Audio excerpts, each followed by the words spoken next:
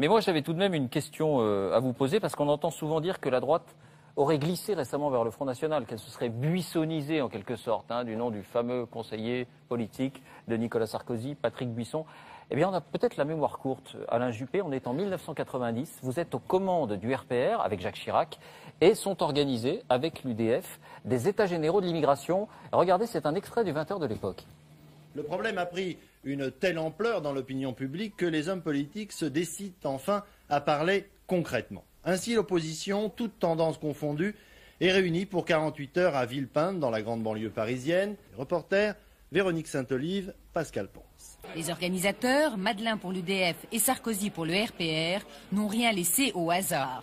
Entre le gouvernement et Le Pen, l'opposition se doit de proposer des solutions concrètes. Nous n'acceptons ni la xénophobie, ni la francophobie. La France n'est pas un pays d'immigration et nous devons nous donner les moyens réglementaires et administratifs de gérer un quota zéro d'immigration. Au CNI, au RPR, au Parti républicain, tous sont d'accord. Voilà, et regardez dans le texte de synthèse, il était question de fermeture des frontières, de suspension de l'immigration, de prestations sociales réservées aux Français, regardez, ça s'appelle la préférence nationale, et de l'incompatibilité entre l'islam et nos lois. C'était le texte de synthèse. Vous avez changé d'avis, Alain Juppé, ou c'est la France qui a changé? L'immigration économique a été interdite en France par Giscard en 1970-72.